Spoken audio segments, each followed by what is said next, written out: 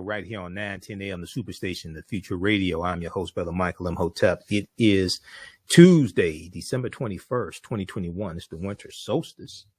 So we're dealing with some history of the Winter Solstice, what it actually is, and how it ties into ancient history as well, and ancient Kemet, ancient Egypt also. So many people are familiar with Ausar, Auset, and Heru, or who the Greeks called Osiris, Isis, and Horus. And this ties into that as well, because we know Heru, the son, was born of a virgin birth on December 25th to the virgin Auset, who the Greeks called Isis. And even when you look at the Notre Dame Cathedral, well, if you back up and you look at the worship of the Black Madonna and Child in Europe, okay, that comes from Ausar, Auset, and Heru, who the Greeks called Osiris, Isis, and Horus. When you study Europeans, they were worshiping African people. Okay, literally, they were literally worshiping African people. And unfortunately, the 800-year occupation of Europe by the Africans, known as the Moors, is going to flip all that stuff around. So you go from the original story of Auset and Heru to the Black Madonna and Child, and then the decolorized version, okay? The decolorized version of the story. And when you look at the constellation of Virgo, Virgo in Latin means virgin. Originally, the constellation of Virgo was of Auset in ancient times, the virgin, Auset. But if you look at the word Virgo, Virgo is Latin for virgin. So if we go back to the article from CNN.com, very quickly, and then we're going to go to some other information, some slides that I have as well.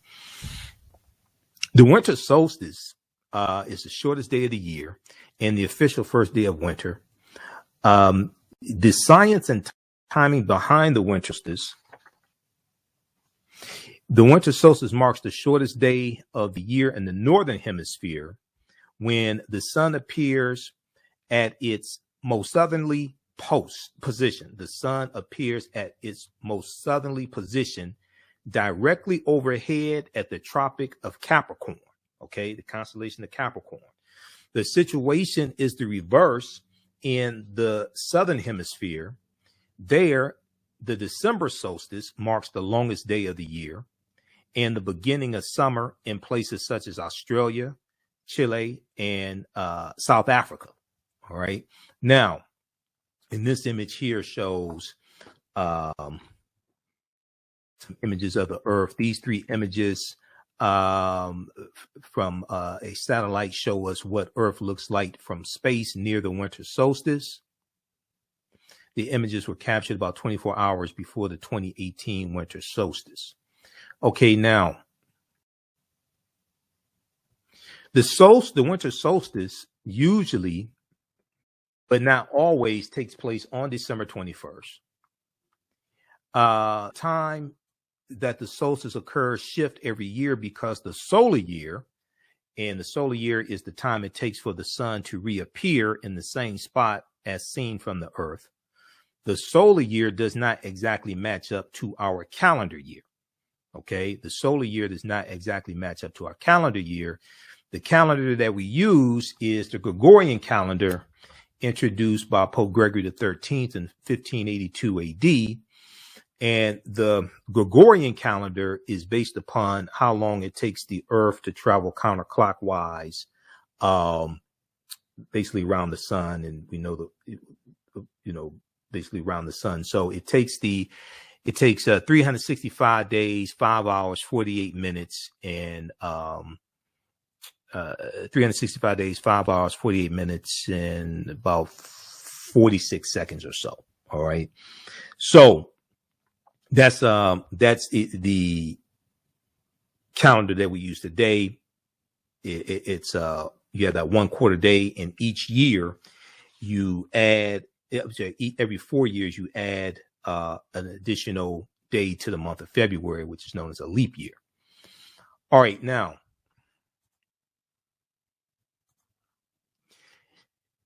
okay, so they give the super precise coordinates as well.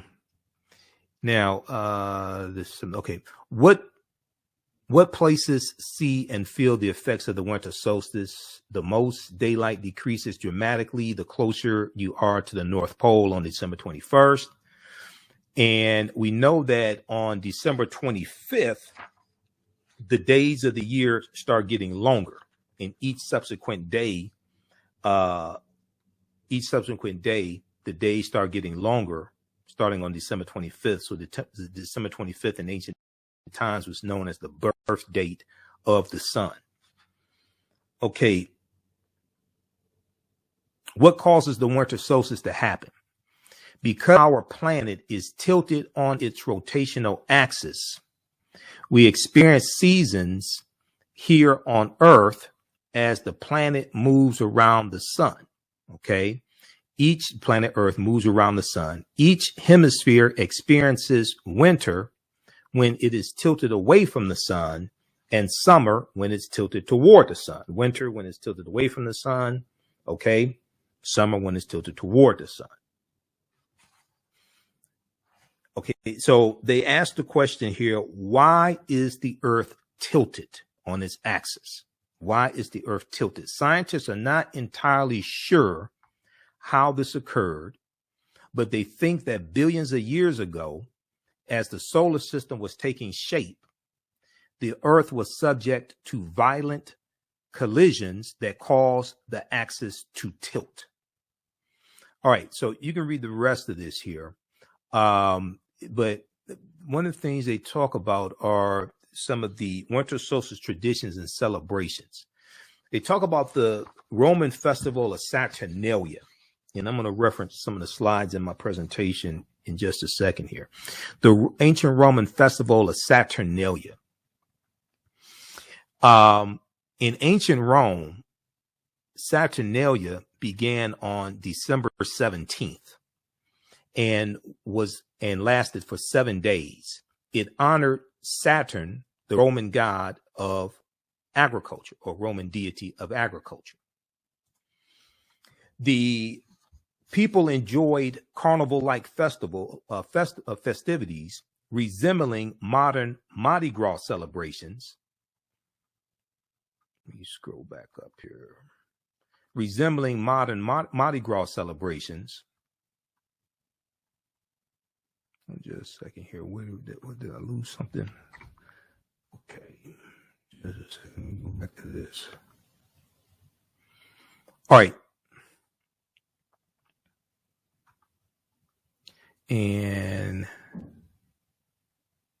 let me just back up for a second here. So it talks about, it's no surprise many cultures and religions celebrate a holiday, whether it be Christmas, Hanukkah, Kwanzaa, or pagan festivals that coincides with the return of longer days. Ancient peoples whose survival depended on a precise knowledge of seasonal cycles marked the first day of winter with elaborate ceremonies and celebrations. Spiritually, these celebrations symbolize the opportunity for renewal, a shedding of bad habits and negative feelings, and an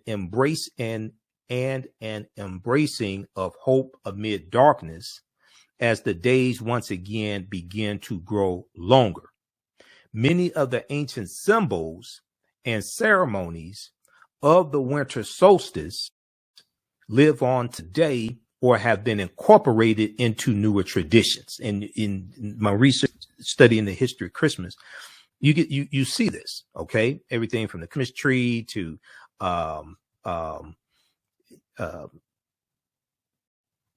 different red and green colors.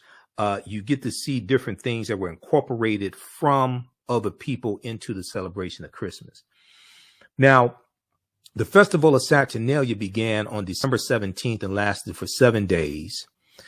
Saturnalia continued into the 3rd and 4th centuries Common Era, or AD. The people enjoyed carnival-like festivities resembling Mardi Gras celebrations and even delayed their war making. Now, as the Roman Empire came under Christian influence and eventual rule, some of the festival's customs were melded into celebrations surrounding Christmas and the New Year. Okay, so they go through and talk about some of the different celebrations here. You can check this out as well. They talk about Stonehenge also. So it's a good basic article here from CNN.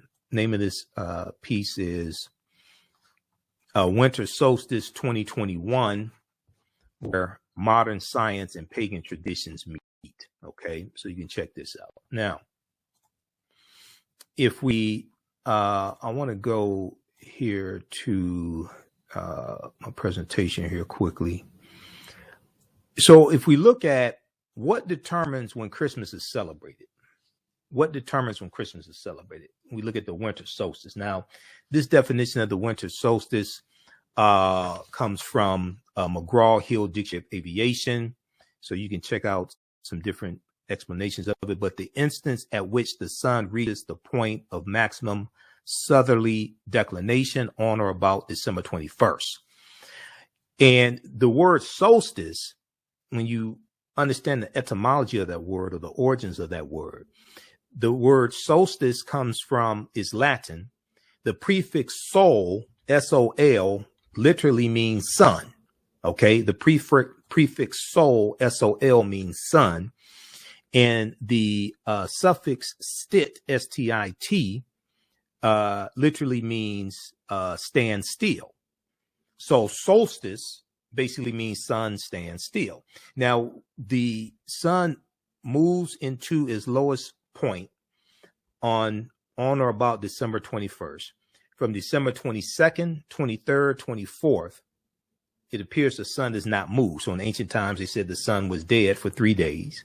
On December 25th, the sun moves 1 degree northward, and it was known as the birth date of the sun or the rebirth of the sun because the December 25th marks an increase in the amount of sunlight. Each subsequent day, there's an increase in the amount of sunlight.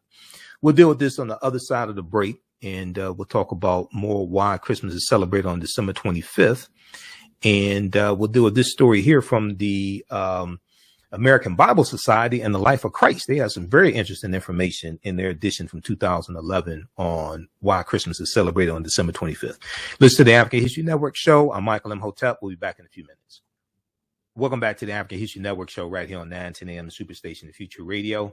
I'm your host, Brother Michael Imhotep. It is Tuesday, December 21st, 2021, and we're live. We're talking some about the winter solstice and the history of the winter solstice and how all this ties into ancient history and ancient Kemet as well, ancient Egypt and the origins of Christmas, all of this. It's all connected. There was an article from, let me see here. So what I have up on the screen here, I was talking during the break. This deals with Sinterklaas and Zwarte Piet, Black Pete. Okay. And the celebration, the parade that takes place in the Netherlands, dealing with Black Pete, takes place on December 5th. Okay, December 5th. And in the story, Black Pete was a Moor who becomes a slave of Sinterklaas. Okay, becomes a slave of Sinterklaas. And Sinterklaas in Dutch means Saint Nicholas. Okay, so let me see, where are we here? Let me flip back over to this. You have these, if you look at this article from the Washington Post, and this is, I deal with this in my lecture, but also in the online classes that I teach, Understand the Transatlantic Slave Trade, what they didn't teach you in school. They show you how all this history is connected. Okay. This is an article from the Washington Post, Sinterklaas and Zwarte Piet. Zwarte Piet means Black Pete in Dutch. Why a holiday has me talking to my kids about blackface. All right. And every year there's articles about this right around December 5th or so. And here's Sinterklaas, who's a religious character. You also see him referred to as Father Christmas. You see him on this boat with some people dressed up as Zwarte Piet, but they're wearing blackface. They have red lipstick on their lips to enlarge their lips. They're dressed like Moors dressed in about the 18th century. And they wear Afro wigs and oftentimes gold hoop earrings. Okay, surprise, surprise, surprise. This all deals with the history of the Moors. The tradition is this: on the second day, on the second Saturday of November, Zwarte Piet, Black Pete, arrives in the Netherlands on a steamboat from Spain. Why Spain? Because the Moors going to the Iberian Peninsula in 711 AD, led by Tariq ibn Ziyad. And at the time in 711 AD, it wasn't called Spain and Portugal, it was the Iberian Peninsula. Today, that's Spain and Portugal. So he comes in on the steamboat from Spain along with Center Class, a towering, thin, and plushly dressed figure wearing red and white. And Center Class was a religious figure amongst the Dutch. Hundreds of people gather to watch the steamboat arrive with Piets dancing, Black Piets, Zwarte Piets dancing and waving while brass band music plays until Center Class disembarks on a white horse with the Piets walking at his side to greet and offer treats to children. The ritual repeats in various cities across the Netherlands until December 5th, the name day of Saint Nicholas. Saint Nicholas the Saint, the 3rd, 4th century saint. Zwarte Piet, according to folklore, an assistant to Center Class and of Moorish descent. Traditionally, since Piet's first appearance in a children's book in 1850, Zwarte Piet or Black Pete is portrayed as a very dark-skinned character with large red lips, curly hair, and giant hoop earrings, usually gold hoop earrings. When Piets appear in person, they are portrayed by volunteers in blackface. It's usually white people in blackface. Surprise, surprise, surprise. Okay, read the rest of this here. Because all this history is connected, and this is in the deep history. All this history is connected, and it's a deep history. All right, now let's go back quickly here. Okay, so we have Zwarte Piet, and let me pull up. I'm going to go to this here dealing with what determines when Christmas is celebrated. So back in 2011, I was at a CVS pharmacy in Detroit, one on Jefferson. And I saw this book here from the American Bible Society, The Life of Christ. Okay, put out by Time Home Entertainment and the American Bible Society. Look, The Life of Christ, rediscovering how his life, death, and resurrection changed the world. Okay, so I said, all right, so what are they trying to say now? Because I've studied this history, right? So I turned to page 55, and what I saw on page 55 blew my mind, and that's why I bought this book. I paid $12 for this book. Page 55 says, why December 25th? And do I have this in a, I should have it in a, okay, we don't have it blown up in this one. Maybe it's another presentation. But here's what it said. It said, we really don't know the birth date of Jesus the Christ. Okay, but most likely it was not on December 25th. And let me grab the actual book because I have it right here behind me. All right, so page 55. Now, this is the 2011 edition, because in the edition that came out the year afterwards, they didn't have this information in there. All right. And those watching on Facebook and YouTube, keep watching, because we're about to lose 9:10 a.m. Superstation WFDF. We're only on for an hour. But page 55 says, why December 25th? Okay. So it says, in Christianity's early years, people debated whether Jesus' birthday should be celebrated. Some Christians were against observing it at all, as they did not want Jesus compared to Pharaoh and Herod, whose birthdays were commemorated. But in the 4th century AD Common Era, Pope Julius I made it official. Christ's birth would be celebrated on December 25th. Now, why December 25th? December 25th was already considered the birthday of the sun, S-U-N. Using the technology available at the time, astronomers observed that on December 25th, the days started getting longer again. They recognized the date as the winter solstice, when the sun is born again each year. All right, now those watching on Facebook and YouTube, keep watching. We're out of time here on 910 AM Superstation WFDF. We'll talk about this a little bit more tomorrow. Visit our website, AfricanHistoryNetwork.com. You can purchase the lecture. I've done a 3-hour lecture in digital download format or DVD on the origins of Christmas. And I'll have information there. I'll be at the Charles H. Wright Museum of African American History for Kwanzaa, the 4th day of Kwanzaa on December 29th. And Friday, December 30th and January 1st, I'll be a vendor there in the African marketplace. Right now, it's correct wrong behavior. It's not over till we win. Wakanda forever. We'll talk to you tomorrow. Peace. All right, stand by. Stand by. Let me disconnect this call. We're going to keep going here. All right, how's everybody doing? Share this broadcast on social media platforms. Invite your friends to tune in. We're on 9:10 a.m. the Superstation for the first hour of the show, Monday through Friday. Okay, we're going to keep going for a few more minutes. These other topics we're going to get to tomorrow because I'll see how much I can squeeze in. We'll see. Let's keep going here. All right. Also, if you like this type of information, you can support the African History Network, $ the AHN Show through Cash App, $ the AHN Show through Cash App, also through PayPal, paypal.me/the AHN Show, paypal.me/the AHN Show. We're 6 days a week. This helps us keep doing the research and stay on the air, keep broadcasting. Okay, so I want to go back to this here from the book from the American Bible Society, and this deals with the life of Christ.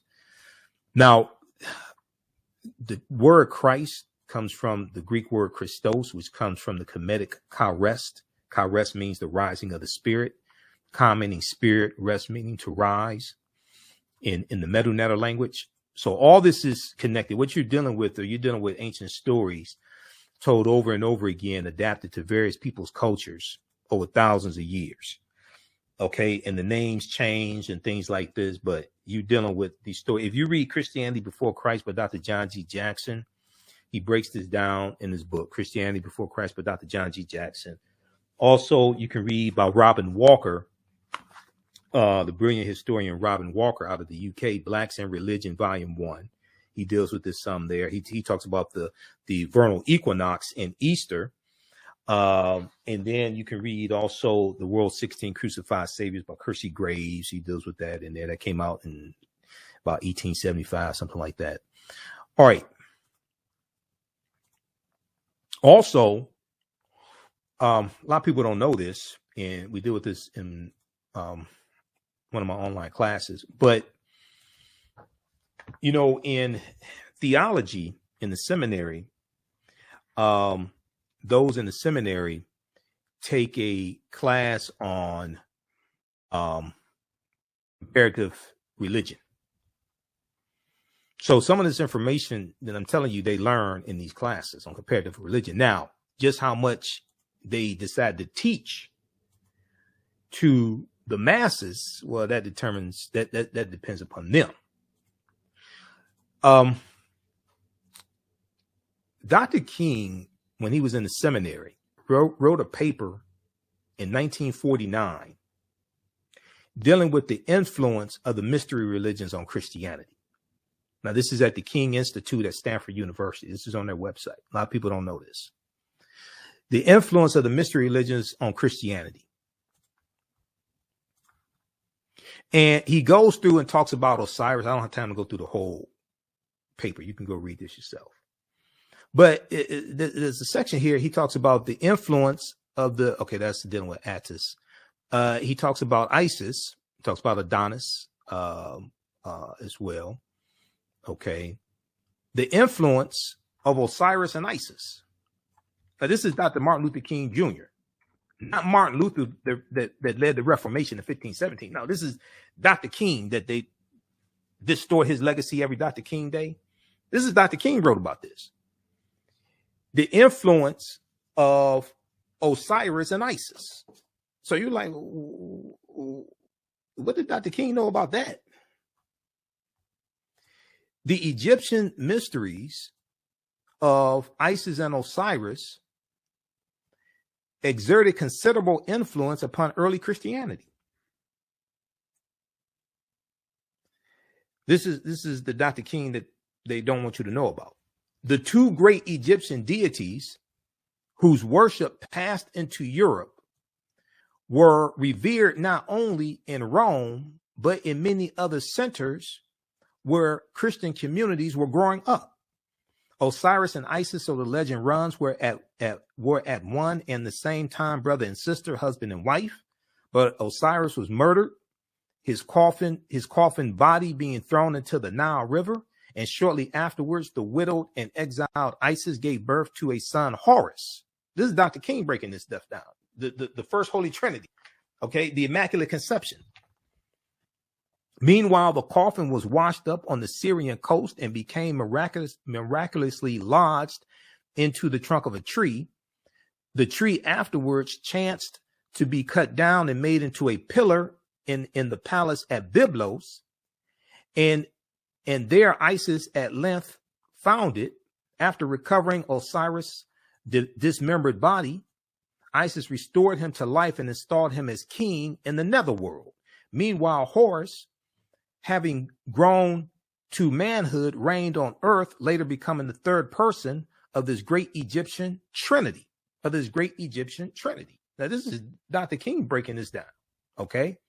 Read this paper here from 1949, okay? that Martin Luther King Jr. wrote when he was at Crozier Theological Seminary. The name of the paper, The Influence of the Mystery Religions on Christianity. Now, I first found out about this from one of my teachers, Dr. Ray Hagins, years ago, and I went and read the paper. Okay, I went and read the paper. So this is why they don't ask me to speak at a lot of Dr. King Day celebrations, because I braced up. I deal with the Dr. King to try to get a concealed pistol license in Montgomery, Alabama in 1956, because Dr. King owned guns until Bayard Rustin convinced him to get rid of his gun.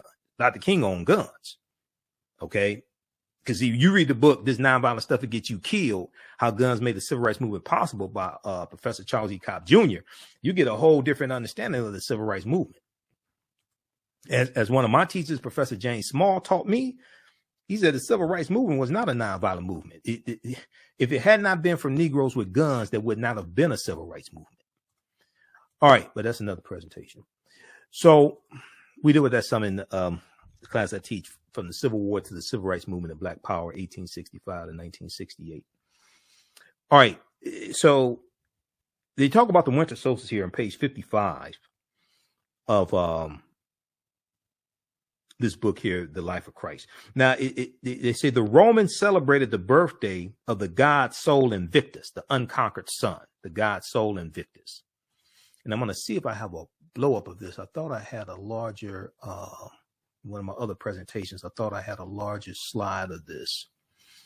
I have this in different presentations here.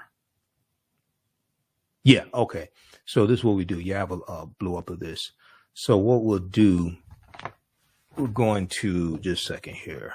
This is in the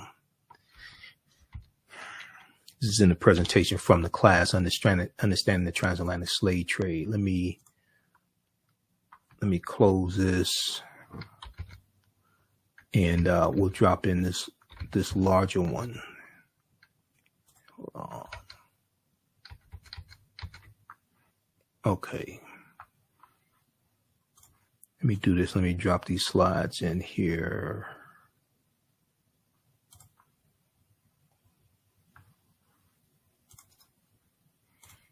Okay, because you can zoom in on this. And, you know, I bought this book specifically for the information that's on page 55. Because I said people are not going to believe it unless I can show it to them. It reminds me of Richard Pryor in when he was an archaeologist in Egypt in 1909, in a skit from the Richard Pryor Show. And he comes across the Book of Life. They go into a temple, and he comes across the Book of Life, and he says, "I got to get this book out of here. The brothers back home are not going to believe this. this information to change the world. Civilizations will be changed. History will be changed. I heard Richard Pryor in my head when I saw this book standing at the checkout counter in 2011 at CVS pharmacy. I said, no, I gotta get this book out of here. I bought it. I mean, I ain't walk out with the book. I paid for the book, but I said, I got to get this book out of here. Okay. I said, people are not going to believe this. All right. So here's a close up on what's on page 55. All right. So the Romans celebrated, is to talk about in Christianity's early years, and then December 25th was already considered the birthday of the sun, the S-U-N, the Son of God, the S-U-N. Using the technology available at the time, ancient astronomers observed that on December 25th, the days started getting longer again. They recognized the date as the winter solstice, when the sun is born again each year, the S-U-N, the Son of God, the S-U-N. Because see, from December 23rd, 24th, December 22nd, 23rd, and 24th, those 3 days, it appears the sun does not move. So it appears the sun is dead for 3 days, and then it rises, is reborn on December 25th. So this deals with astronomy, but we were told not to study astronomy and astrology and stuff like this because we were told it was hocus pocus, and we're not supposed to study that. But this is what Europeans are studying. Okay, now the Romans celebrated the birthday of the god Sol Invictus, which means unconquered sun. Sol Invictus, S-O-L, meaning sun. They celebrated the birthday of the deity Sol Invictus on December 25th. This day was also recognized as the birthday of Mithra. Mithra was a Persian deity, a Persian sun god, okay, worshipped among the ancient Persians. And December 25th was also the birthday of the deity, agricultural deity Attis, A-T-T-I-S, Attis, worshipped in Asia Minor. By choosing December 25th, the Christian church avoided upsetting the masses. No one wanted their festivals canceled, so the church simply combined this new Christian holiday with pagan traditions. The church just simply combined this new Christian holiday with pagan traditions. When you go through and study history and you look at the book, well, Christianity Before Christ breaks this down also, but there's another book that I used in researching the history of Christmas, and it's one, where is that one? Can I put my hands on it? It's one by Jonathan Green, Everything You Want to Know About Christmas, or something like that. Oh, this one right here. Christmas Miscellany. This book right here, it deals with a lot of history as well. Christmas Miscellany. Everything You Always Wanted to Know About Christmas by Jonathan Green. That this book goes deep into that history also. All right, now I'm not attacking anybody that celebrates Christmas. I don't want people to misunderstand me here. So that's why Christmas is celebrated on December 25th. And this was in the 2011 edition of The Life of Christ, put out by the American Bible Society. Now, what's interesting, it says rediscovering how his life, death, and resurrection changed the world. Now, interesting enough, when this came out, I showed this all over the place. I did lectures in different cities, and I was showing this and citing this information here and actually showing people what's in here. So it was a sister who watches my show. She contacted me like the following year. I think it's probably 2012. She contacted me and she said she bought the book, but she bought the edition that came out after 2011. And she said the information that's on page 55 is nowhere in the next edition of the book. That information is not in there. So if you try to get this on Amazon, get the 2011 edition. All right. Now, history.com. Now, I don't know why they took it out, because it's accurate. It's true, but I don't know why they took it out, but they did. But history.com, official website of the History Channel, has an interesting article as well. And they've done a documentary on history.com dealing with the history of Christmas. They have some of this information in there. Okay, dealing with the winter solstice and all this. I've seen their documentary. They have it. They have some of this in there. If we look at this one here from history.com, let me pull this up. On the winter solstice, we'll look at this, and I'm going to show you a couple more slides for my presentation. Okay.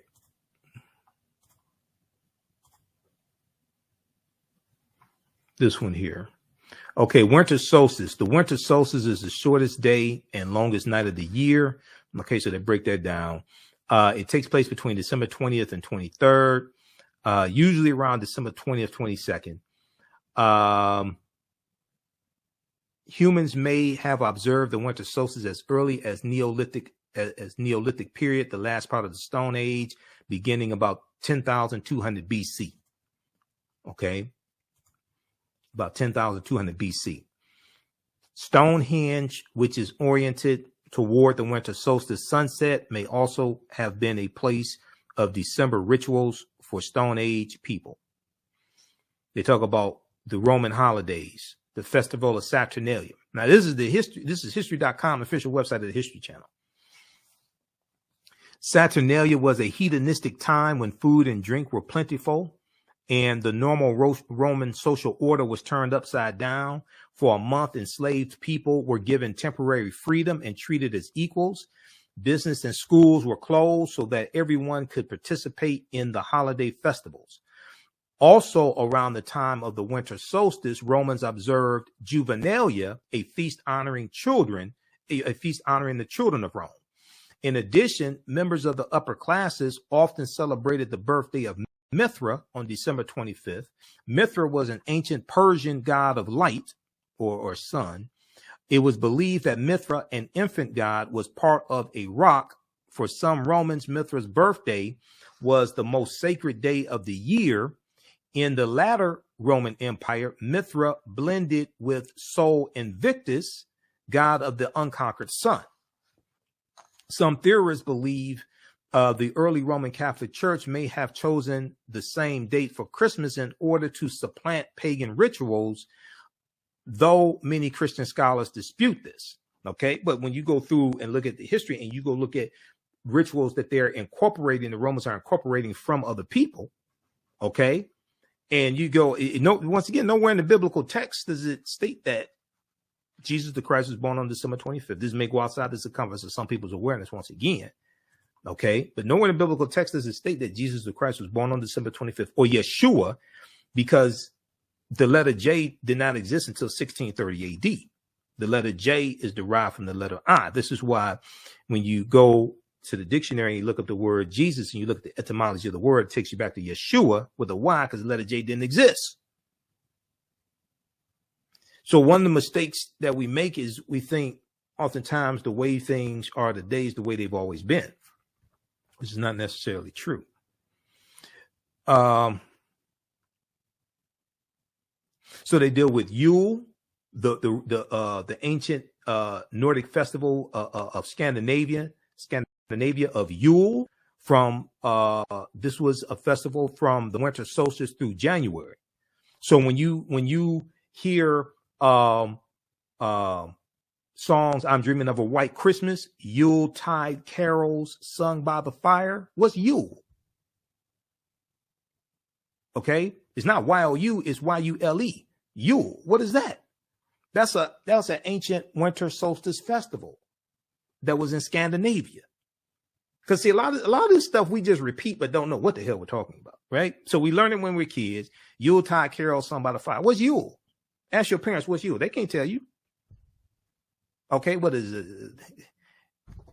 What is it? A mixture between a yak and a mule? Yule? What is that? In recognition of the return of the sun, fathers and sons would bring home large logs, which became known as Yule logs, Y-U-L-E, Yule logs. Okay, they would set one end of the logs on fire. The people would feast until the log burned out, which could take as many he as 12 days. Okay, but this was a winter solstice festival that was celebrated in Scandinavia. Okay, so check this one out also. Okay, and I'm telling you, I've studied the origins of all the holidays, and this one here is the most fascinating one. Okay, this is the most fascinating one dealing with Christmas. All right, now, and if you read African People and European Holidays, A Myth of Genocide by Dr. Shakamusa Barashango, okay, he talks about how we're taught to celebrate these holidays and don't know what we're celebrating. Okay, we don't know what we're celebrating, don't know why we're celebrating it. We just, our parents taught us to celebrate it. Not blaming our parents. I don't want people to misunderstand me, but our parents taught us to celebrate it. Grandparents were taught in school, things like this. And if you ask them, okay, so what is this we're celebrating? Why are we celebrating? Most of them can't tell you. Where's African People and European Holidays? I had it this weekend because I was teaching a class. Where's gotta rearrange this stuff, man. Oh. I put in another bookshelf and I rearranged some things. Now I can't find anything. Hold on. Okay, right here. African People and European Holidays and Mental Genocide by Dr. Shakamusa Barashango. And book one goes into the history of a lot of these holidays. All right, now, very quickly here. Let's look at this one here. Names of Santa Claus. Sinterklaas amongst the Dutch, Netherlands. Father Christmas amongst the English. Saint Nicholas. Old Man Winter. Chris Kendall, which is German Chris Kendall is German. Chris Kringle. Okay, this Chris is Chris Kendall. Now, let me see something here. There was there's a slide I'm looking for, and then I want to get to this information dealing with from Christianity Before Christ by Dr. John G. Jackson. Okay, so we did that. Okay, you know what? We can go to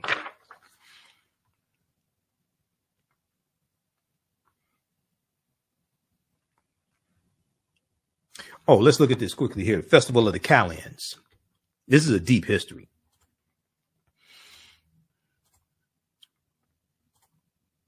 The Festival of the Kalends. This is another Roman festival. And let's say, okay, Odin, Yule.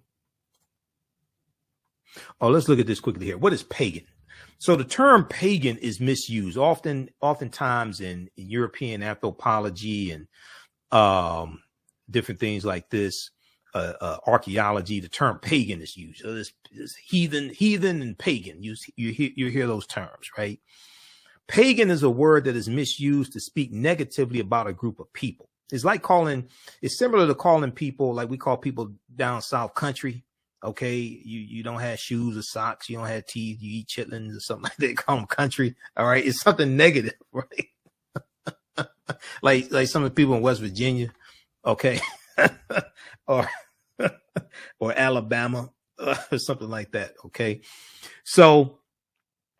And if we look at the American Heritage Dictionary, or you can look at Merriam-Webster. I look at Merriam-Webster a lot. And then there's an online etymological dictionary that I use as well. An adherent of a polytheistic religion in antiquity, especially when viewed in contrast to an adherent of a monotheistic religion.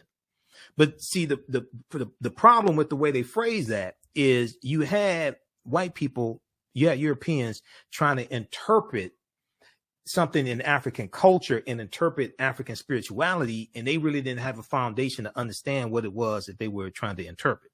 Okay. And what we see is when we deal with the Neteru, the different forces of nature, okay, or what the people call gods, like in ancient Kemetic spiritual systems, the Neteru, Ausar, Auset, Heru, Ptah, Bastet, things like this. Ma'at, personification of truth, justice, righteousness, balance, harmony, order, and reciprocity. The winged deity. You're dealing with different manifestations of that one supreme force. Okay. They believed in one supreme being, but they looked at different manifestations of that one supreme being. When you look at Christianity and you see how, for instance, if we bring this up, not to make this too long,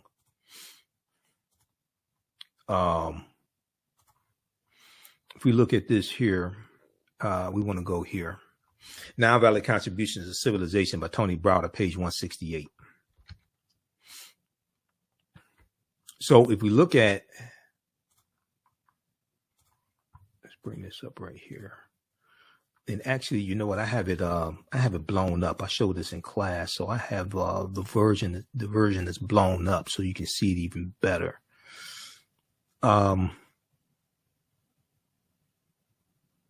Yeah, let's look at this. Let me drop these 3 slides in here because you can see it even better. And this connects you to the film Black Panther, because in Black Panther, the film Black Panther, and I've done a almost 3-hour lecture on the film Black Panther. I did a lot of research so I could actually do like intelligent lectures on the film Black Panther. I saw some stuff people put out, and I did research. Let me just put it like that. A lot. But when you look at the Panther deity, Bastet, that comes from ancient Kemet, ancient Egypt. Bastet, that watches over the people of Wakanda. And then each clan, there are 18 different tribes that make up the people of Wakanda. Each one has their own deity that watches over them. Okay, like the Jabari tribe, things like that. You have the Crocodile clan, the Gorilla clan, etc.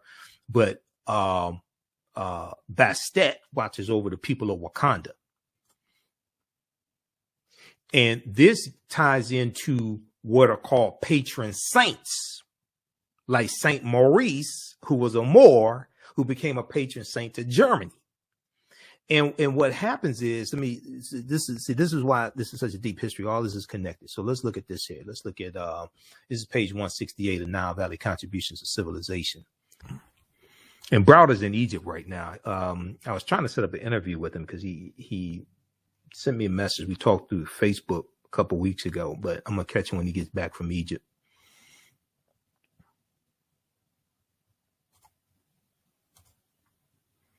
All right, now, where'd I put that in here? Right here.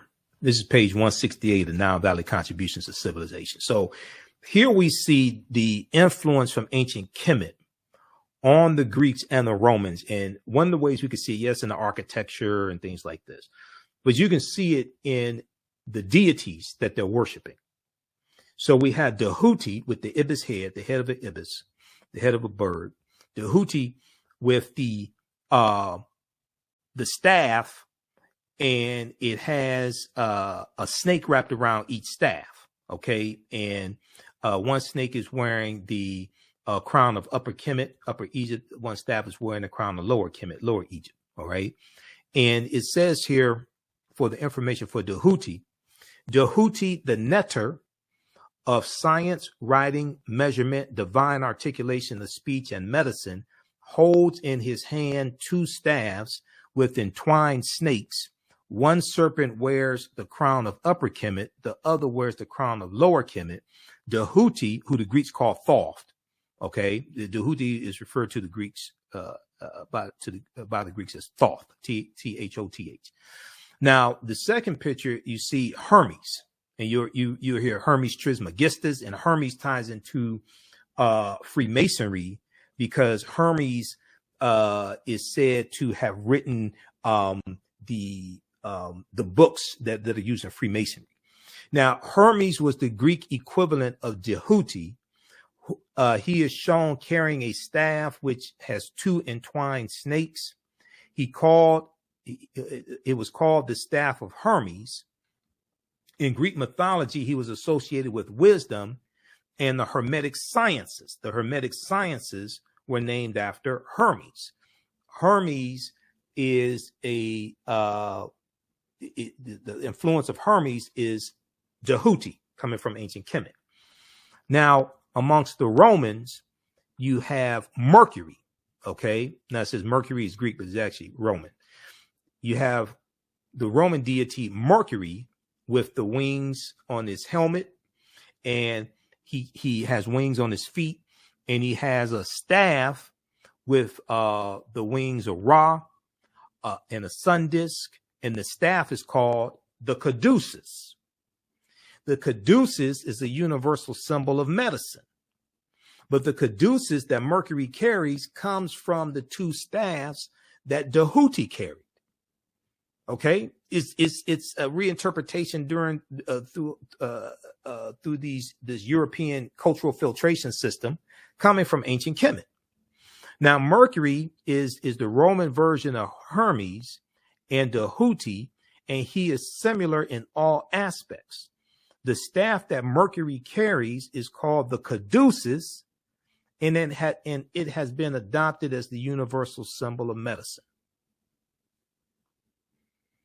So our history is all around us. We just have to learn to become history detectives. This is why I tell people you have to get a symbols encyclopedia or symbols dictionaries to be able to decode these symbols. All right. So, all right, now let's look at page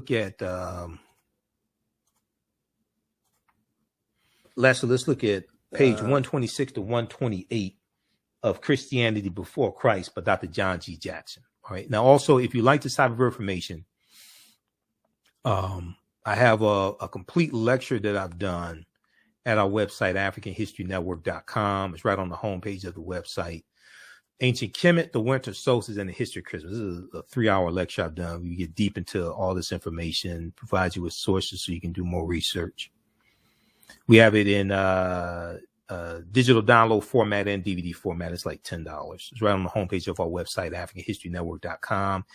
And we also have the 15 DVD bundle pack, Michael Imhotep 15 DVD bundle pack. It's on sale. It includes that lecture, Ancient Kemet, the Winter Solstice, and the History of Christmas, is also in this 15 DVD bundle pack as well. That's on the homepage of our website. That's on sale $100. So it's 15 of my lectures. That's at AfricanHistoryNetwork.com, and we'll post a link here for the bundle pack also, and the lecture. Any of these presentations of mine, if you want them in digital download format, just email me and let me know, because I'm putting more of them in digital download format also. But some people want them in DVD format as well. All right. So I want to go to this here. This is from Christianity Before Christ by Dr. John G. Jackson. And let me pull up these pages because I scanned them earlier today. I want to look at page 126 through 128. And he deals with Kemet 3,000 years ago, or Egypt 3,000 years ago. He says, in Egypt 3,000 years ago, the birth date of the sun deity was celebrated on December 25th. And let me pull these up here. Hold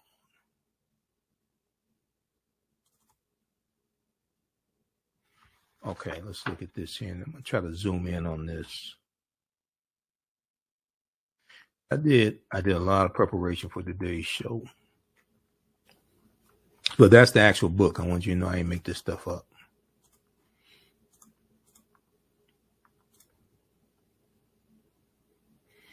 These are some of my notes on the history of Christmas. Christianity Before Christ by Dr. John G. Jackson, page 126 to 128. In Egypt 3,000 years ago,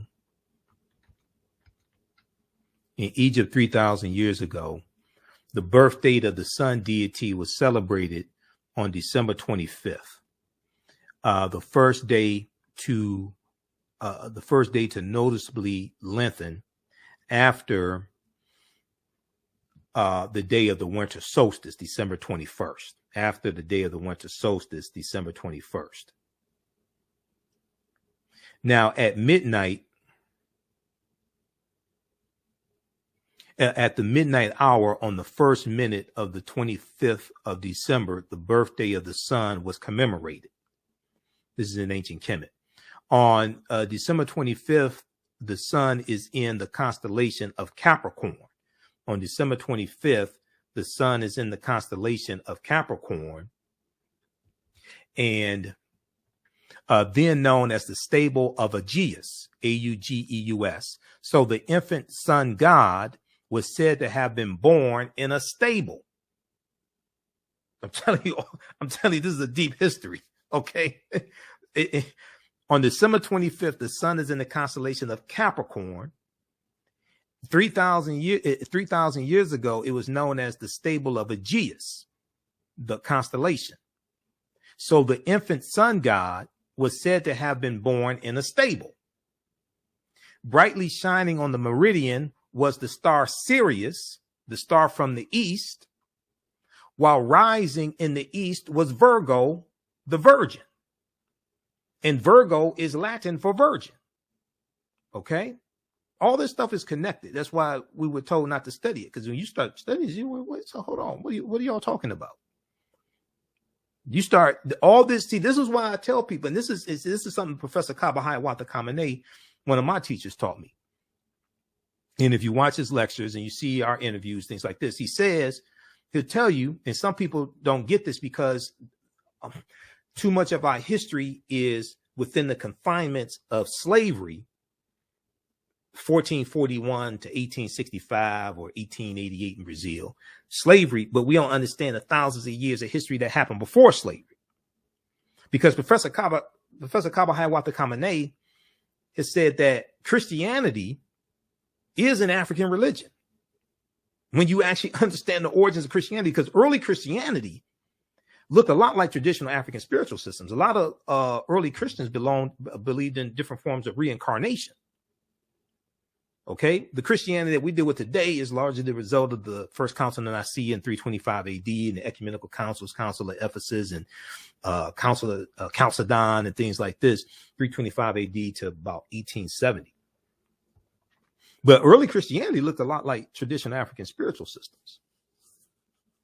So on December 25th, the sun is in the constellation of Capricorn, then known as the stable of Aegeus. So the infant sun god was said to have been born in a stable.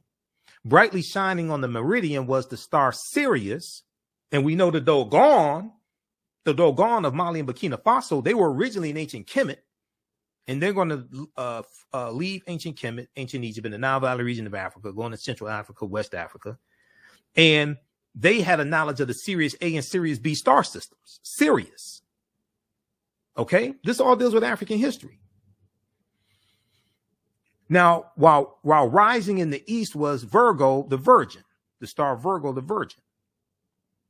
Rising in the east was Virgo, the virgin, with the horizon passing through the constellation Virgo, while the horizon passing through the center of the constellation. To the right of Sirius was the constellation Orion, the great hunter.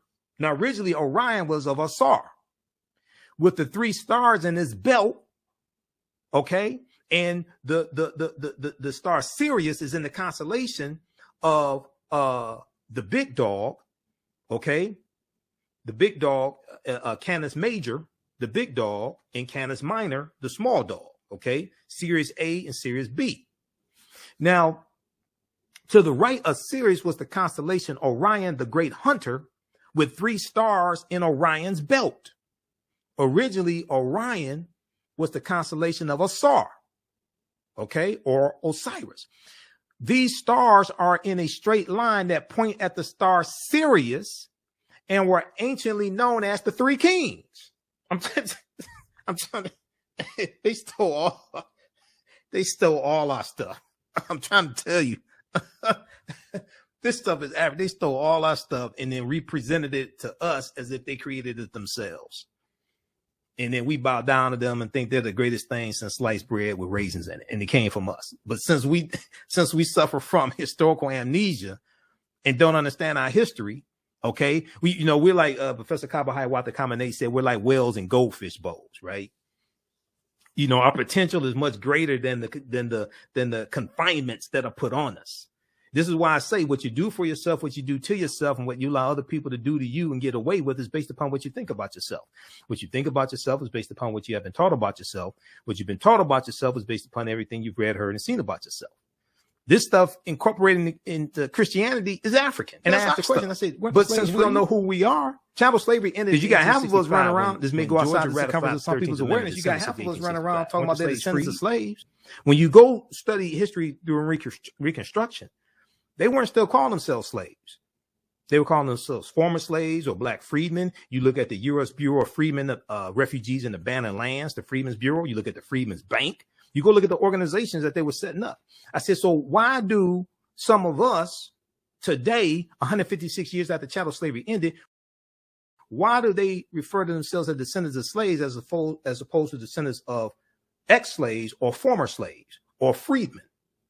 Why do some of us keep trying to put our ancestors back into a condition that not only were they freed from, but many of them took up arms because there was 200,000 African Americans that served in the Civil War. They took up arms to fight for their freedom. Why do some of us refer to themselves as descendants of slaves? Or if you got to reference slavery. Now, just a few years ago, some of those same people were saying they were descendants of kings and queens. Maybe it's because we've been taught to have a slave mentality. Some of us born into that, been taught to have a slave mentality. Because I'm telling you, when you go and study the history after slavery ended, they weren't calling themselves slaves. So why do some of us then refer to themselves as descendants of slaves as opposed to descendants of those formerly enslaved or freedmen? Because that's one of the terms that was used for them, freedmen, like the Freedmen's Bank. Where we were depositing our money. It wasn't the slave bank. But that's another conversation. That's another show. To the right of Sirius was the constellation Orion, the great hunter, with 3 stars in his belt. These stars in a straight line point at Sirius and were anciently known as the 3 kings. We have them in the Gospels as the 3 magi or wise men from the east. Let me scroll down here. At the winter solstice, the sun was at the lowest point of the celestial sphere. At the lowest point of the celestial sphere, at its southern limits. Then it began to move northward along the elliptical, passing over the celestial equator at the vernal equinox, which is Easter, because vernal is Latin for spring. The vernal equinox, coming from aquanatium, the Latin word aquanatium, that marks the first day of spring. It's usually March 20th, March 21st. And that's the day where you have the same amount of daylight as you do nighttime, the vernal equinox. And Easter is celebrated on the first Sunday following the first full moon following the vernal equinox. That's when Easter is celebrated, and they recalculated when Easter is going to be celebrated based upon, this is one of the reasons why the Gregorian calendar was introduced. That was a result of the Third Council of Trent of 1563, one of those ecumenical councils. Okay. All right. There's a long story behind that. Let's just keep going. So the crossing of the sun from the south to the north side of the equator was the origin of the festival of the Passover. The crossing of the sun from the south to the north side of the equator was the origin of the festival of the Passover. When the sun passed over the celestial equator 3,000 years ago, it was situated in the constellation of Aries, the lamb or ram, So the lamb became the symbol of the sun god, the lamb. This suggests the origin of the paschal lamb, widely known as the symbol of the crucified Christ. Several of the sacrificed saviors were said to have been crucified in the heavens, but not literally. All this, I'm telling you, they stole all that stuff. When you go read this, you study this. I read Christianity Before Christ back in 1994. This stuff is deep. I mean, this deals with astronomy. This is why the celebration of Christmas is like, okay, you don't have to celebrate Christmas, but you better damn well go study the origins of Christmas, because it reconnects you to yourself. Just as the 13 pieces of Ausar were remembered, he was dismembered, 14 pieces dismembered, 13 pieces remembered, and he was resurrected. And the 14th piece was the Tekken, which is what the Washington Monument is, because we know 50 of the 56 signers of the Declaration of Independence were Freemasons. And the foundation of Freemasonry comes out of ancient Kemet, ancient Egypt. All this reconnects you to yourself. This is why when I hear people talking about we descendants of slaves, I'm like, Negro, are you crazy? You haven't really studied your history then. If that's what you want to claim, you really haven't studied your history, because they didn't call themselves slavery after slavery ended.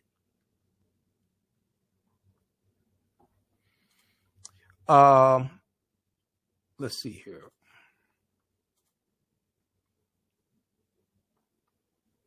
Okay, so we got that. And look at Christianity Before Christ by Dr. John G. Jackson. He goes through, breaks this stuff down. That's a deep, deep book. Stars in line with Point Sirius A and all this stuff, man. It's deep. This gets it to the doggone. They stole all this stuff, man. And then they put out toys and everything off of our history. People running around talking about we descendants of slaves. I'm like, Negro, you out of your mind.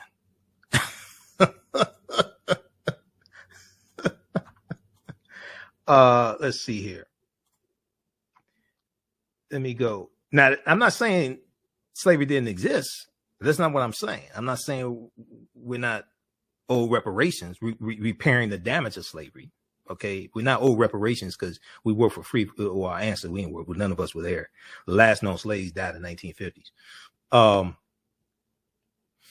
The damage of slavery and the Jim Crow segregation and racism and what happened after slavery, we're still affected by that today. Some people make the argument, well, we worked for free for 246 years. The question I asked them is, you do know slavery was legal. We know it was morally wrong, but slavery was legal, right? Okay, so what law are you citing that slaves are supposed to be paid? Saying that our ancestors worked for free for 246 years is not a legal argument. When you go to lawmakers, you go to argue law. Foundation of law is the U.S. Constitution. This is why I said Article 1, Section 9, Clause 1 of the U.S. Constitution lays the foundation for a legal argument for reparations, but people don't want to do it that. They want to say we worked for free for 246 years. No, our ancestors worked for free. None of us were there for 246 years. It was legal not to pay them. That's not a legal argument that they didn't get not paid. We know it was wrong. We know it was morally wrong, should not have happened. But that ain't a legal argument. The foundation of law in this country is the U.S. Constitution. Article 6 of the U.S. Constitution tells you that the U.S. Constitution, all the previous treaties and all the subsequent treaties are the supreme law of the land. If you want to deal with reparations, first thing you should do is study history and law. Because a lot of these arguments for reparations are not legal arguments. And when you challenge laws made by the legislative branch of government, where do you go? You go to the judicial branch of government. And the judicial branch of government, federal courts, federal appeals court, U.S. Supreme Court, interpret law from the legislative branch of government and the executive branch of government, executive orders from the president. The judicial branch interprets law. So this is why a lot of this stuff floating around in the reparations are not legal arguments. Now, Article 1, Section 9, Clause 1 of the U.S. Constitution lays the foundation for a legal argument because at the Philadelphia Convention of 1787, they put a 20-year clause in the U.S. Constitution that the earliest that the international transatlantic slave trade could be abolished would be 1808. International transatlantic slave trade means bringing Africans into the country to enslave them.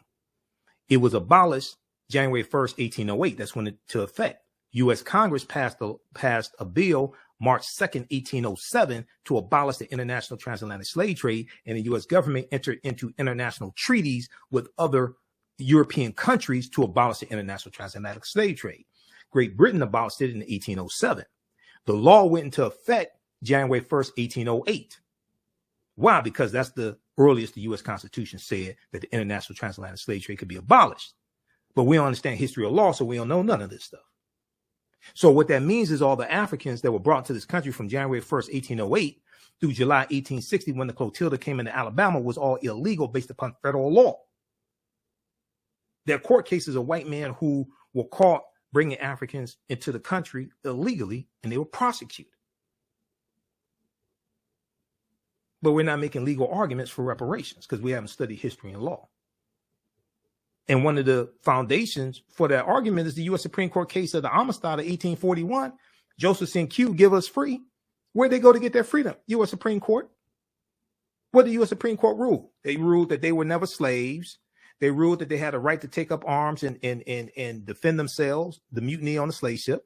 And they granted their freedom because they ruled that it was illegal for the Amistad slave ship to come into U.S. waters in the first place because the international transatlantic slave trade had been abolished and it was illegal. How do we know? Archives.gov. What's archives.gov? Well, official website of the National Archives. You know they have some of the original court documents from the Amistad slave ship case of 1841 there. How do you know? Because I read them. You go to Amistad case, just go to archives.gov and search for the Amistad case. They got all the information there. This stuff is not hidden. We just haven't been taught to research this stuff. It's not hidden. It's a free website. You don't need to read Metal Netter to be able to read this. Just go search for Amistad. It comes up. The Amistad case, February 1839, a Portuguese slave hunters abducted a large group of Africans from Sierra Leone, blah, blah, blah. Primary sources, they show you they have some of the original court documents there. Click right here. Let's see. This right here. This is crucial. This abduction, when they go through, break this down. This is the National Archives, U.S. National Archives. This abduction violated all of the treaties in existence. See, now you're talking about law. Okay, we didn't get paid for 246 years. What law are you citing slaves are supposed to be paid? Was it a law in the colony? Was it a law in the state? Was it a law in federal law? Because if it's a law in the state, that doesn't transfer to other states. Because other states have different constitutions, different states have different laws. This abduction violated all of the treaties in existence. And you can click there to read more. But we don't have more time to deal with that, so you can check that out yourself. Okay, so share that at your next reparations conference. So we can deal with legal arguments for slavery, for reparations, repairing the damage, and relate all of that history to how we're negatively impacted by the structural inequities today that are shaped by the history of slavery, Jim Crow segregation, redlining, racism, health disparities, all that ties right into today. But you have to, it has to, but your argument, especially for repairing the damage of slavery, needs to be, you need to have a legal argument, because what people don't talk about is what happens when it gets challenged in court. It's just like the debt forgiveness for black farmers that was in the American Rescue Plan, the $1.9 trillion American Rescue Plan. It's tied up in court because white farmers are suing, saying you're violating our constitutional rights because we can't get debt forgiveness, and you giving it to black farmers and Native American farmers and Latino farmers, and our constitutional rights are being violated. Well, they ain't going to the legislative branch of government to challenge that. They're going to the courts, and they're dealing with a bunch of Trump judges, some of the 225 federal judges that Donald Trump and Mitch McConnell got confirmed. Because Donald Trump changed the landscape of the federal judiciary. Okay, I'm not talking about the 3 Supreme Court justices he got rammed through. Now it's a 6-3 conservative court. I ain't talking about that. I'm talking about the federal courts. All right. Okay, so if you like this type of information, visit our website, AfricanHistoryNetwork.com. AfricanHistoryNetwork.com. One, you can register for the online courses I teach on Saturdays and Sundays. Now, we have these in a bundle pack. We do the sessions live. They're all archived and recorded. You can go back and watch them anytime. You can watch them now as soon as you register. From this one class I teach on Saturdays, from the Civil War to the Civil Rights Movement and Black Power, 1865 to 1968. And so we deal with history leading up, what leads up to the Civil War taking place. I deal with the Louisiana Purchase of 1803. Start there, the Louisiana Purchase of 1803. And we go through and look at the Civil War, 1861 to 1865. We look at Reconstruction, 1865 to 1877, Jim Crow era and the rewriting of the state constitutions to suppress African Americans. All this history, what's taking place right now in the state legislatures, Republican dominated state legislatures. That's what happened after Reconstruction ended. Okay. Especially you look at the Mississippi State Convention of 1890. All right. So we have this class here. And as soon as you register, you can watch the class we just did this past weekend. And then the other class that I teach is Ancient Kemet, the Moors, and the Ma'afa, Understanding the Transatlantic Slave Trade, what they didn't teach you in school. Where we go deep into this history. We do thousands of years of history. For both of those classes, I do a PowerPoint presentation, book references, articles, video clips. Some of these slides here that I show, a few of those are from my class, Ancient Kemet, the Moors, and the Ma'afa, Understanding the Transatlantic Slave, what they didn't teach you in school. Okay. So we're teaching a class this Sunday. I have to change the date. We're doing a class this Sunday. Sunday is, we'll do a class on Kwanzaa because as far as I know, I won't be anywhere for Kwanzaa. Well, for the first day of Kwanzaa. I'll be at the Charles H. Wright Museum for African American History for the fourth day of Kwanzaa, Ujamaa, on December 29th. So we do the sessions live. All the sessions are archived and recorded. You can go back and watch them anytime. From the Civil War to the Civil Rights Movement and Black Power is on sale $50. Understanding Transatlantic Slave Trade is on sale $60. They're regularly $130 each. They have a special bundle. Right now, you can register for both classes for only $70. It's limited time only. You can register for both classes for only $70. They made great gifts as well, educational gifts. You can use these with your children. I would say the content is PG-13. Okay, it's not crazy. I'm not doing a bunch of cursing and things like that. Okay, it's not like that at all. It's very well documented. So we use book references, articles, video clips, etc. And you don't have to buy any of the books that I reference to be able to follow along in class. Okay. So you can watch from around the world. As soon as you register, you can start watching the content. And you can join us in class for our next class as well. All of my DVD lectures and digital downloads are at our website, AfricanHistoryNetwork.com, including Ancient Kemet, the Winter Solstice, and the History of Christmas. I think that's $10. It's a 3-hour lecture. We have it in digital download format also. It's in the 15 DVD bundle pack. Also, the one on Christmas is in the 15 DVD bundle pack also. Michael Imhotep 15 DVD bundle pack. 15 of my lectures. It's on sale $100. So we have that. It's all at AfricanHistoryNetwork.com. All right. If you like this type of information, also you can support the African History Network. $ TheAHNShow through Cash App. $ TheAHNShow through Cash App. So this really helps us a lot to keep doing the research, stay on the air, keep broadcasting. Usually December and January are usually like very slow months as well. So it helps us stay on the air and cover some of the expenses. This is our official Cash App account, $ TheAHNShow, SHOW. When you go to it, it says Michael, shows my picture there. These other ones are fake African History Network Cash App accounts. I don't know who set those up. I'm trying to find them. I don't know who did that.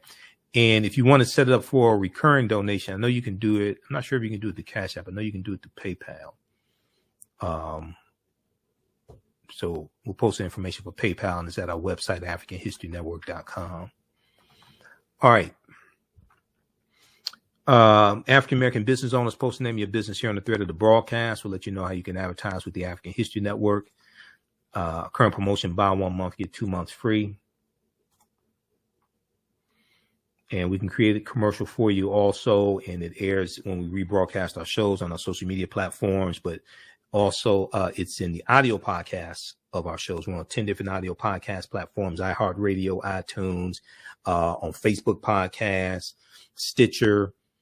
So we can create a 30-second to 60-second commercial for you if you don't have one.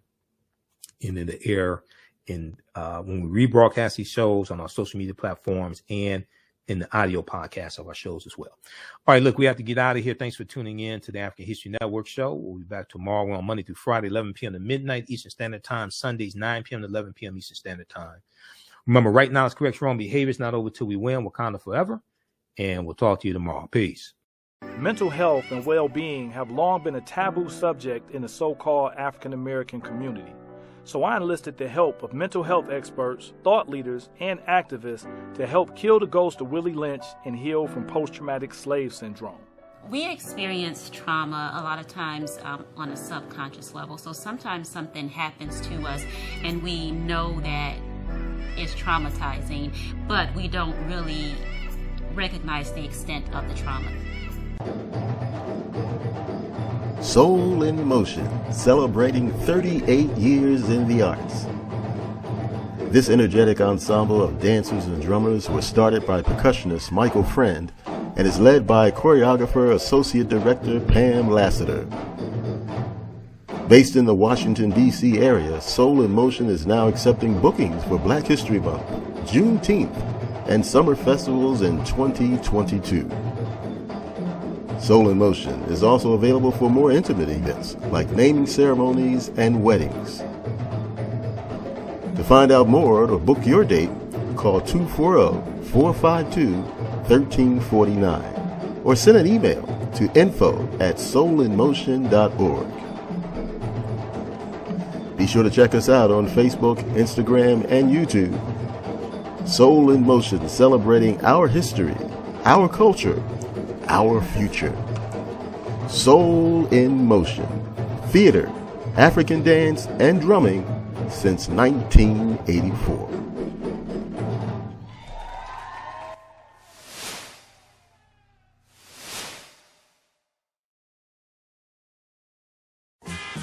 Kwanzaa is coming, and the TheAHNShow.com has all of your Kwanzaa needs.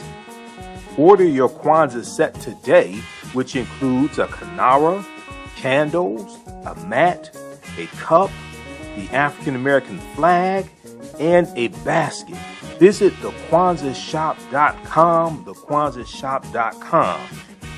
They have kinara sets, which include a candle holder, candles, a mat, and a cup. Kwanzaa is December 26th through January the 1st. Add the early bird discount code for 10% off your order placed before November 28th. Visit TheAHNShow.com and place your order today. TheAHNShow.com has all of your Kwanzaa needs to celebrate this African American Pan-African holiday. TheAHNShow.com.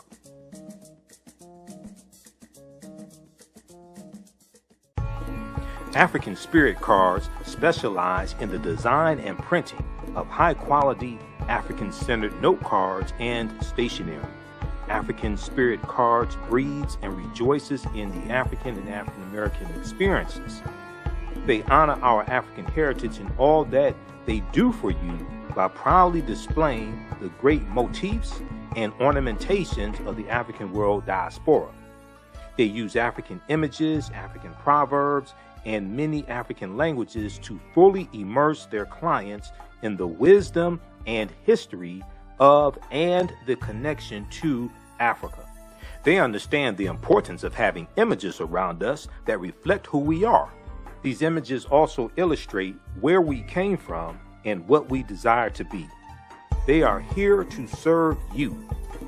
Follow them on Instagram at African Spirit Cards, that's African with a K. They have a wide selection.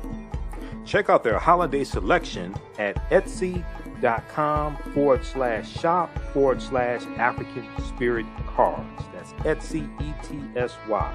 You can give them a call at 313-995-3579, 313-995-3579.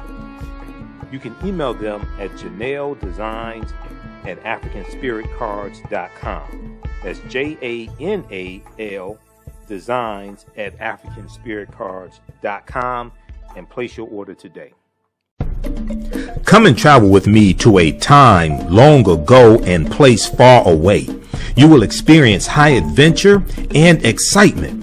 You are fighting alongside an ancient army in fierce battle. Feel the exhilaration of struggle and final conquest. My name is Menenkere, and I am both a prince and a priest in one of the most advanced civilizations humans have ever produced.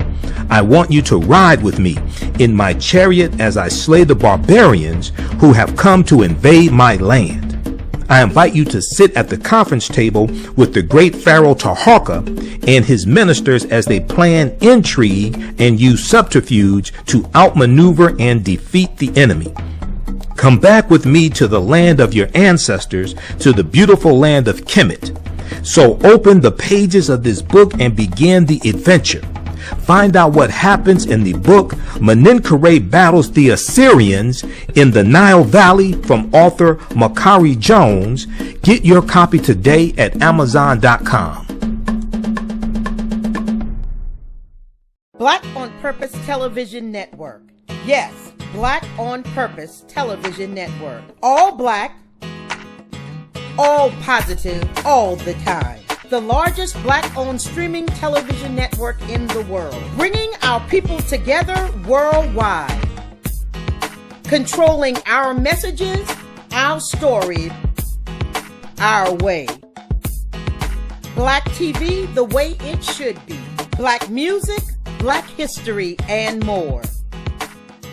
30-plus channels, thousands of shows. Black on Purpose Television Network. Subscribe now. Hi, I'm Joel Wilson, President and CEO of JCW Computer Consulting LLC, a technology implementation firm with over 20 years of satisfying customers. We offer a full spectrum of industry top-tier branded services. We are an authorized partner or reseller for Lenovo, Zoom, T-Mobile, Microsoft 365 and Surface tablets, Google Workspace, Acer, Asus, Samsung, PCmatic security software, and many more. Our online store features laptops, Chromebooks, computers, printers, accessories, and software. Businesses, take advantage of our free 1-hour Zoom tech consultation and know we offer top nationwide high-speed internet service providers, voice over IP, and cellular phone services. Home users, don't miss our current in-stock Chromebook inventory. Please visit us at jcwcc.com or call 215-879-6701. Gain knowledge in minutes from insightful summaries of progressive and socially conscious books. Blacklisted gives you access to curated content that'll satisfy your curiosity to learn and understand different perspectives. Empower yourself through inspirational and actionable ideas. It's easy to read or listen to on the go. Blacklisted. Empower yourself.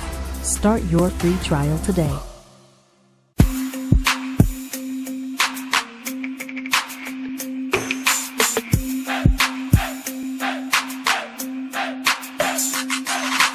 Are you getting ready for fall or winter? We have the solution for all seasonal clothing needs.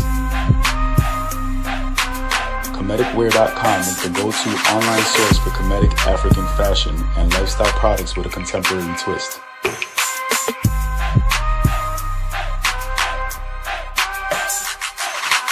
We're committed to offering unique styles reflecting our African heritage.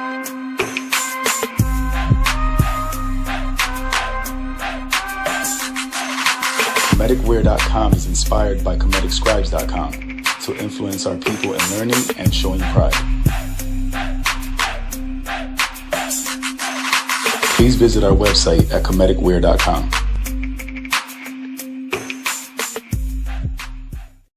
We all know the cannabis industry is headed toward an uprise in the past decade. What happens when there is a brand that brings this uprise in a blow? The cannabis industry welcomes her uprise. Hustle her hemp. Delivering excellence with pride is her watchword, and how you choose to embrace it makes it a priority. From cultivating rich cannabis into exquisite and tastefully finished CBD products to delivery, Hustle Her Hemp leaves no stone unturned.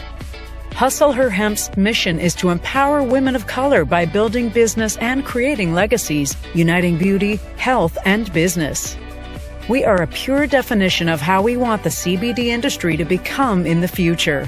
While we are redefining innovation, we bring the same energy to improving the quality of life. Hustle Her Hemp is the new uprise.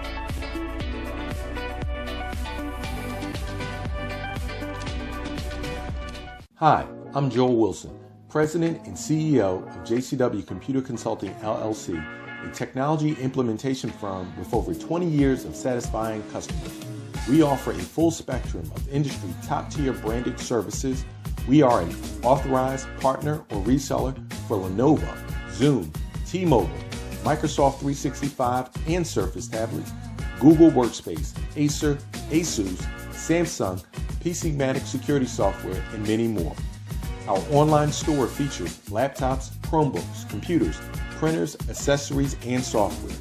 Businesses, take advantage of our free 1-hour Zoom tech consultation and know we offer top nationwide high-speed internet service providers, voice over IP, and cellular phone services.